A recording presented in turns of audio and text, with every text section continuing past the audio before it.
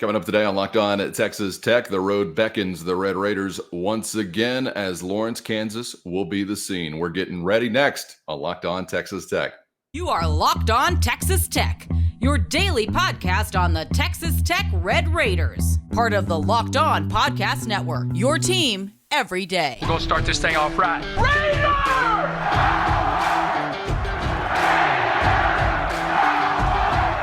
Everything runs through Lubbock.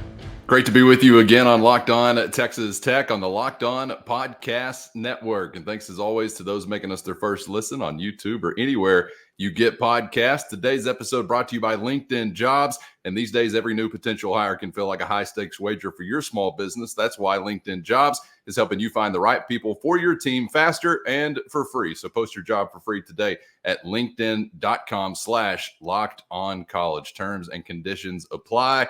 With the only Chris Level, I'm Casey Cowan. Chris, great to see you again, man. Been a few days since we were on the gridiron, so still some things to process from Thursday night in a win over Texas Christian, but no rest for the weary as the road looms once again. Looking ahead to Lawrence, Kansas, we learn it will be an 11 a.m. kick as the Red Raiders take on a top 25 foe in the Kansas Jayhawks. Few things to get to on that front today.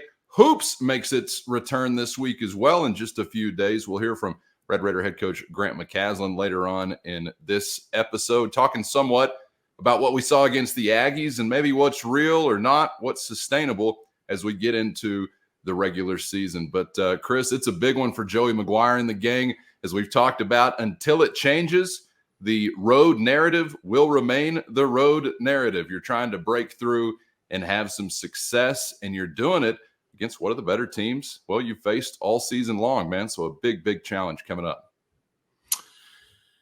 Yeah, it's probably the best Kansas team since 2008.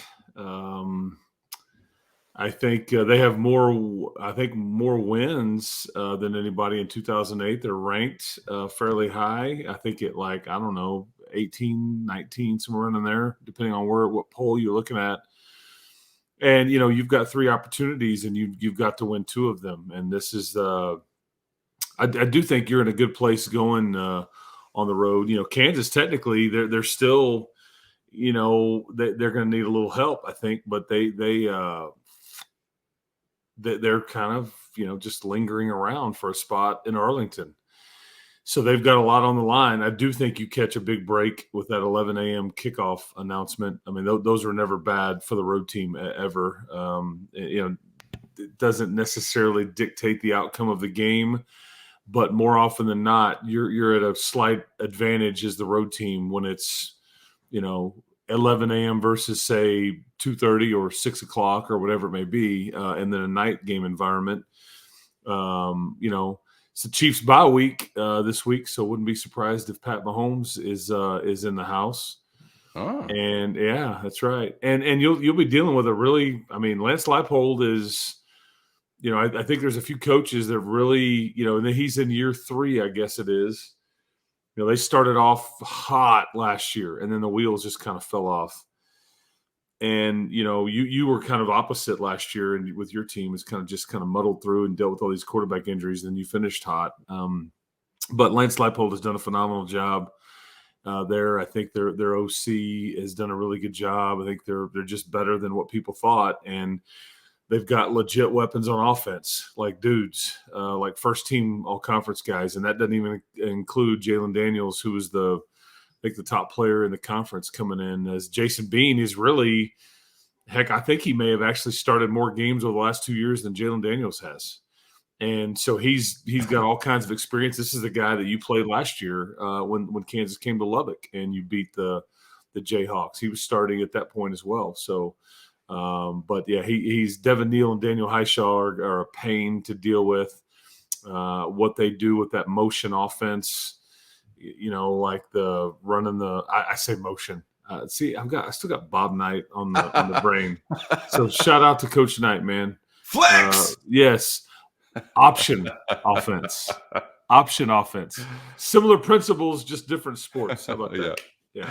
Requires a lot of discipline on the defensive side of things when you're going up against something like that. And I will have some time to kind of digest what we think Kansas is here this week. And obviously we'll learn more as we see it for ourselves coming up on Saturday. But, a season ago, they had some steam behind them for a portion of the season, making a bit of a run. Kind of always felt like at some point reality was going to set in, and not that they had like transitioned yet into a different kind of program or a top 25 kind of program. And I think ultimately we kind of saw that come to fruition. Certainly in the game against Tech, we saw that come to fruition, but still an encouraging year for them last year. But Chris, this team, even with some of what they've had to deal with as far as injury or adversity wise, this team to me does seem a little bit more, I don't know, foundationally built, not a byproduct of the schedule or some things like that. I do think you're going to see a better Kansas team than you did last year. Do you share that sentiment, or how do you kind of see their path compared to a season ago? Oh, I completely agree. Yeah, I think you nailed it. And they've beaten, they've just beaten Oklahoma and Iowa State and Ames on a Saturday night in back-to-back weeks, and those are just games at Kansas. I mean, I bet you go look at those records of against those two teams, and it's been fairly lopsided for the Sooners and the Cyclones against the Jayhawks over a long period of time, I would say, especially regardless of where you're playing Oklahoma. But I'd be willing to bet you that with Iowa State in Ames, I think it had been a long stretch.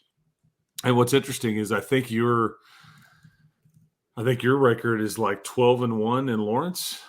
You've only lost the one time. I think there was a what was that, a muffed that dropped interception, or was that like a muffed punt return? Didn't we have a blocked kick and then we had a lateral? Yeah, Douglas Coleman. Yeah, and then I remember this now. But why sweat those details, Chris? I know. Yeah, it was in that was in Lawrence on a Saturday night, and that was kind of we needed a possum to run on the field right at that time. Yeah. Yeah, and because Kansas was not very good then, and you were not very good, but you had them. You seemingly had them beat in a close one, and just kind of couldn't get out of your own way. And Douglas Coleman was a good player. I just remember I think he was maybe the one that tried to make that lateral when he should have just gone down. Had a great season that year. I think it was your INT leader. Yes. I mean, that's the fun thing about sports, man, is it'll drive you crazy.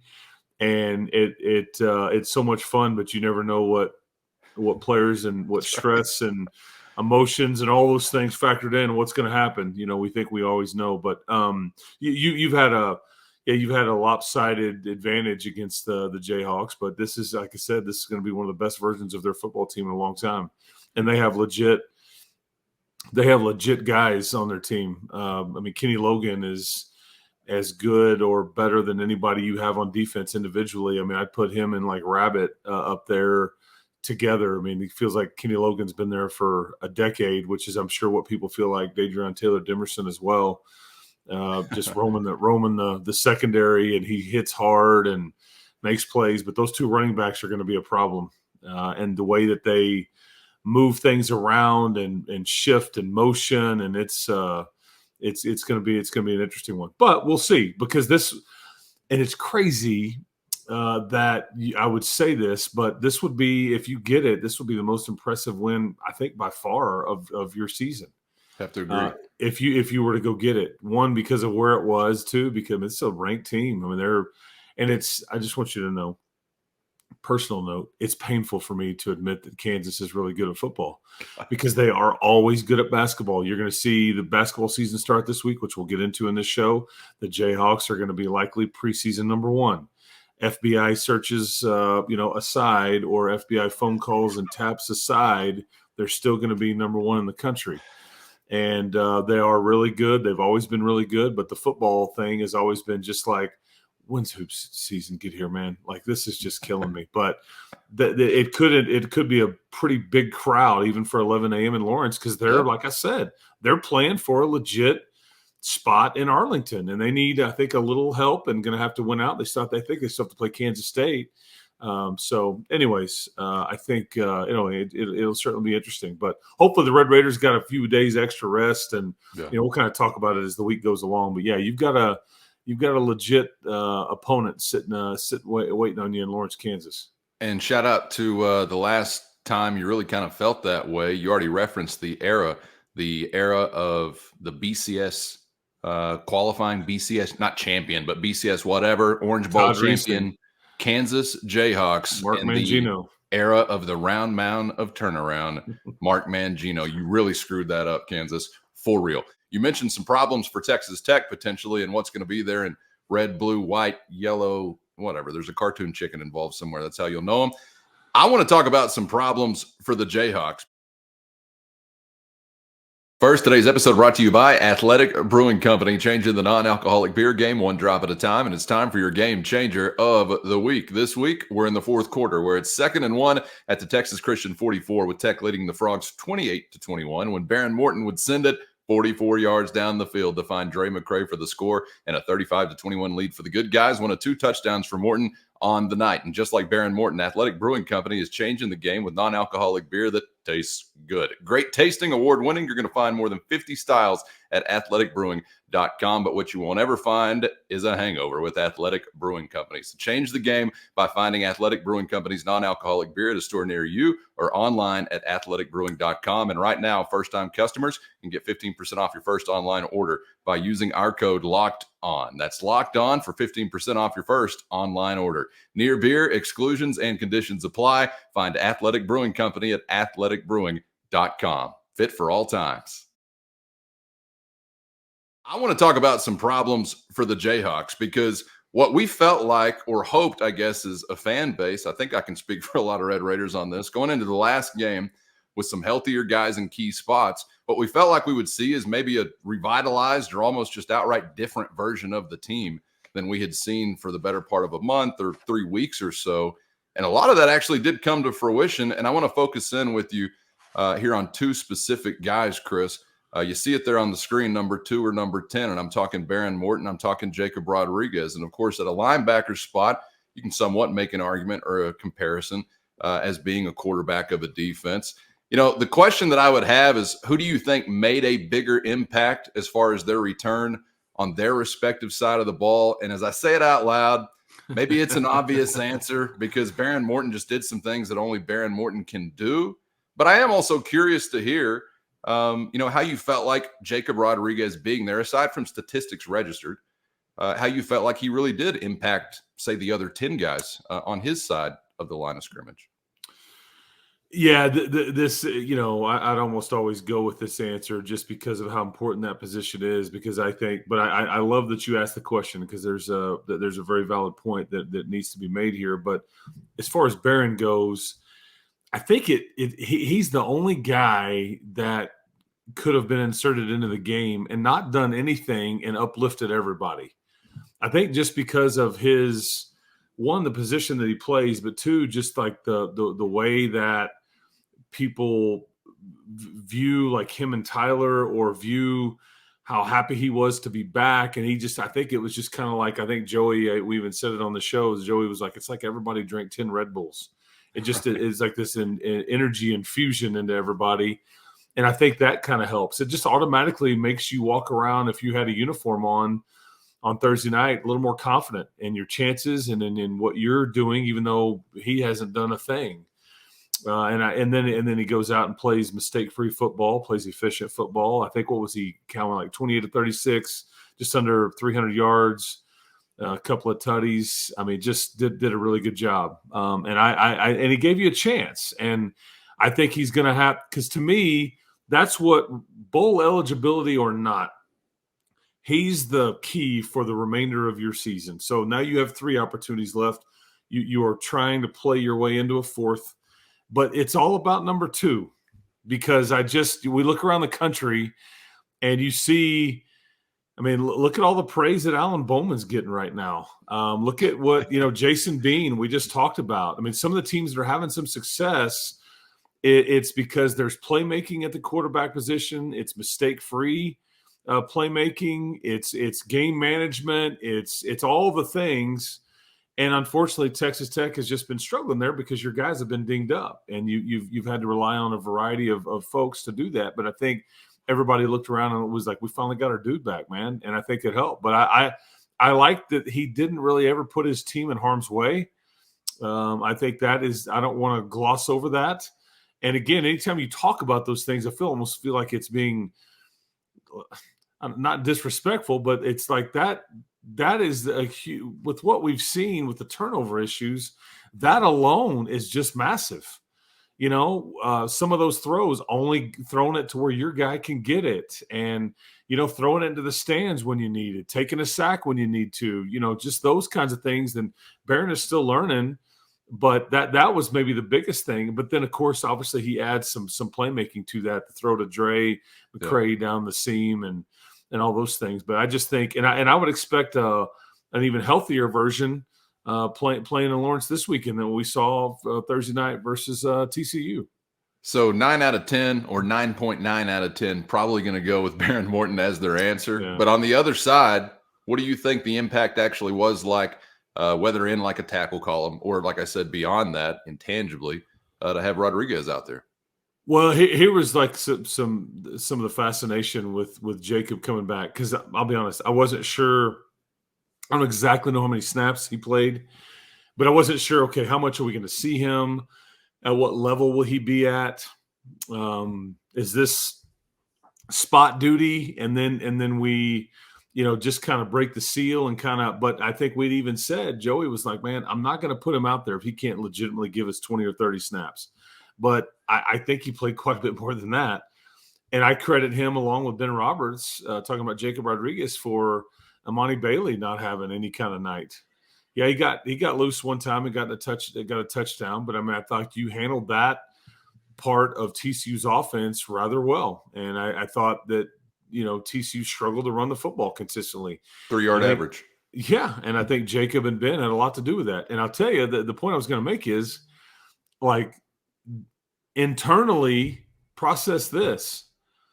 Did you see Josiah Pierre much? No, and that tells you.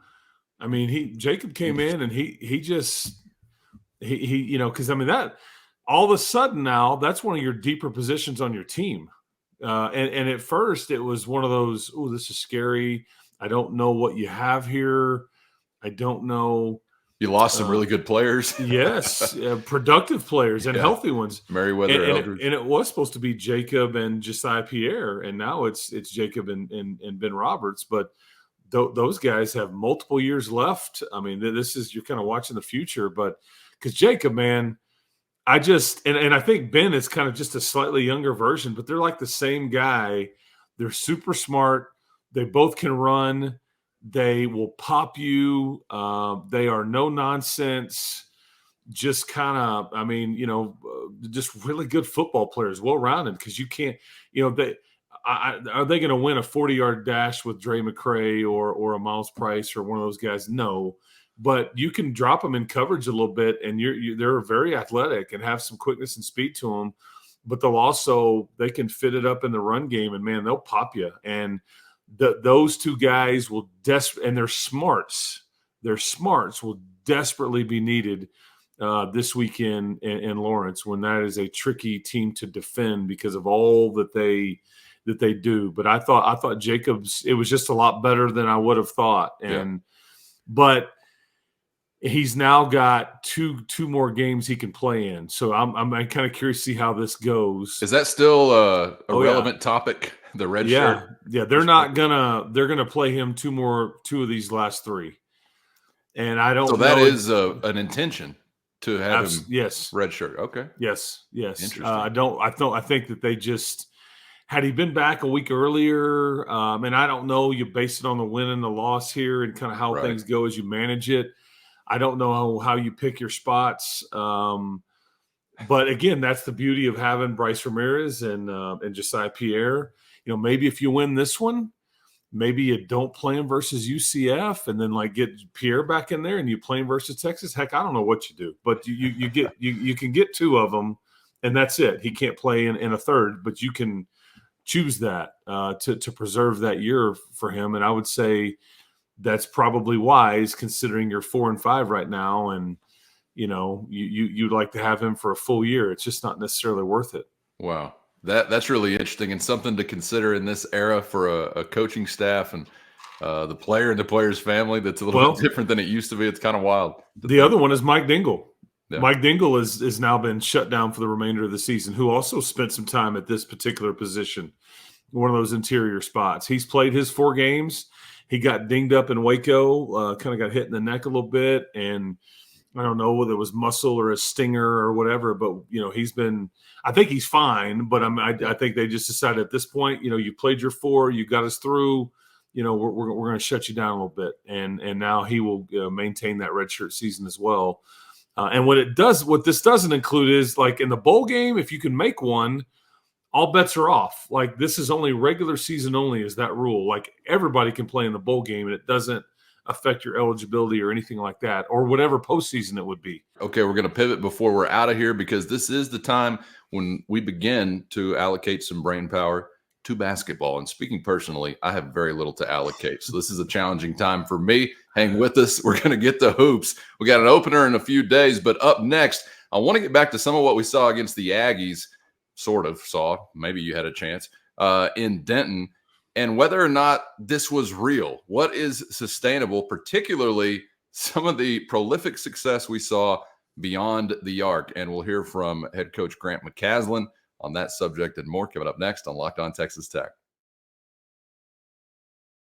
First, today's episode brought to you by LinkedIn Jobs. And these days, every new hire can feel like a huge gamble. And when we're talking about your business or livelihood, that's not ideal. But never fear, LinkedIn Jobs is here to help by finding the best qualified candidates available fast and for free, all on one easy-to-use and secure platform. With simple but specific targeting tools allowing you to focus on candidates with just the right skills and experience so you can quickly prioritize who you'd like to consider. They go beyond just resume data by using insights from your job post, your company, and their 870 million member profiles to put your post in front of the most qualified candidates faster than anyone else. So go to linkedin.com/lockedoncollege today to identify the most qualified candidates and connect with them fast and for free. Just like a bad hire could sink your ship, the right hire could take your business to new heights this year. And it's no coincidence that small businesses rate LinkedIn Jobs #1 in delivering quality hires versus leading competitors. So post your job for free today at linkedin.com/lockedoncollege. That's linkedin.com/lockedoncollege. It's so easy. Even a Big 12 ref could do it. That's linkedin.com/lockedoncollege to post your job for free today with LinkedIn Jobs. Terms and conditions apply. Glad to have you along for the ride on Locked On Texas Tech on the Locked On Podcast Network, where it's your team every day, free and always available on YouTube or anywhere you get podcasts. Wrapping it up today with a hoops conversation. Grant McCasland will make his official debut coming up in just a few days from United Supermarkets Arena. We'll have plenty more on that as we get closer to tip-off. But kicking off the week, Chris, with a couple of thoughts from what we had a chance to digest, which was an exhibition charity event win over the Aggies. Felt like a little bit more than that, but when you're considering what the Aggies anticipate their team is going to be, there's some things that got our attention, some things maybe to get excited about. And want to pick your brain a little bit on maybe what you feel like was real. What are we going to see actually transition possibly into the regular season? One of those things to concentrate on here today was what we saw beyond the arc against A&M. Pop Isaacs led the way, 6 for 10 from long range, but the Red Raiders were 14 for 34, and that was good enough for 41% on the day. So good question here. Was that real? Is that something we're going to see continue? Some thoughts on that and how it came to be now from Texas Tech head coach Grant McCasland. I've said it from the beginning. I think this team shoots the ball well. And if we can create opportunities for these guys, especially early in transition, we actually were 8 for 9 from 3 in transition, which is a crazy number. If we do that, we'll have an opportunity to win a lot of games. But I think that all happened because of one person, honestly. It was Warren. Warren did an unbelievable job running, and they run too. But they converged on him and really packed the paint, and that opened up the opportunity. So everybody wants to talk about the guys that made threes. The assist guy was Warren Washington, and he really created a lot of attention at the rim and transition. I thought he was the difference in us making threes. Well, okay, so I don't know if you're going to shoot 34 a night or attempt 34 a night. I also don't know if you can consistently be 40% or better. That's big time, yeah. The 40% part. If you do, look out because at some point, yeah, if you can shoot them at a high clip and that kind of percentage, you're going to be a big problem. I think that's a bit unrealistic, but we'll see. I hope so. I mean, I'd be all for it. 8 for 9 in transition, like you said. That's the one that's the fun number, because that is. And so what he's talking about is that when you've got a guy like Warren Washington that is a rim runner, and that's what they've taught him to do, is just get to the rim, and it's always an outlet. It's part of your secondary break and things like that. And I think teams are, that'll be something they'll have to play. Otherwise, it's an easy dunk. And I think that, that maybe A&M was so concerned about that, they took it away. And so it allows Joe Toussaint to, hey, man, let me kick it to the wing here, and then bombs away. Because there's more like fast break 3-point attempts shot in this day and age than it's just kind of a new way of, I mean, you used to a fast break would have never ended in a perimeter shot attempt. That's not what you think fast break. You're like, like finishing at the rim and like a 3-on-2, 2-on-1 type drill. And, you end up with something in the paint or whatever, and you're trying to put that defender, get him on skates and put him in a bind. But now the 3-point shot is such a huge part of basketball, and people are so good at it that, you have choices to make, and you run that secondary break to send guys to the corners, you send guys to the wing, you send guy to the rim, and you really put the defense in a bind, because now I got to make a choice. Do I want to take away the 2? Do I want to give them the 2 and try to contest the 3? But the biggest point is Warren Washington caused some of that. Joe Toussaint is going to be a really good facilitator. If he only scores about 6 to 8 a game and can share it that well, that is awesome, because that he is doing his part, because he's an elite defender. So I'm factoring that in. But you've got some dudes, man, we know what Pop can do. I think Chance McMillan is a potentially, I hesitate to use the word elite, but he's a big-time shooter, and he did average 47 or 40+% last year at Grand Canyon. I think Darian Williams can do it. I think Lamar Washington has worked on his shot a lot.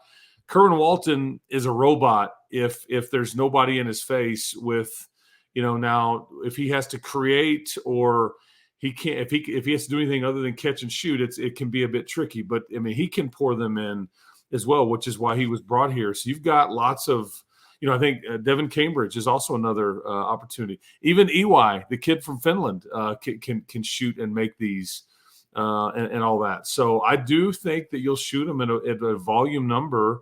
That's what I think Grant feels like gives them a good chance. But it'll depend on how many.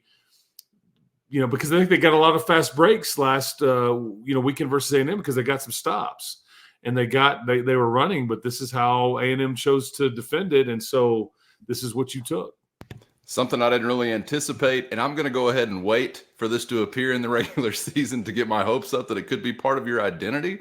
But as Coach McCaslin said there, some confidence that you can shoot it. Will you get those kind of opportunities, or like you talked about, will the number be, 30 plus every night? I don't know if that's where you want it to be necessarily, but if you're cooking at 41%, hell, make it 55, 65 attempts. So do I care. That'll cook in any league in the country. So looking forward to seeing that tip off. We'll have more thoughts as we'll get closer to Red Raider basketball coming up mid-week. And of course, we'll stay getting ready for Red Raiders and Jayhawks from Lawrence, Kansas. Chris, appreciate the time as always, man. Enjoyed it. Absolutely, man. New week, a lot going on now. Now we're in really the crazy season when everything starts happening at the same time. So it gets a bit stressful, but it's fun and it's busy and it's here. So that's right. Basketball this week, football this week, and they're meaningful, and away we go, man. But keep hope alive, everybody. Winning is fun, right? Getting busy, and the best way to keep up with it all is to make sure you've hit the subscribe button on YouTube or anywhere you get podcasts, so you never miss an episode. For Chris, I'm Casey. Thanks for joining us, and we'll see you for the next round. Locked On Texas Tech.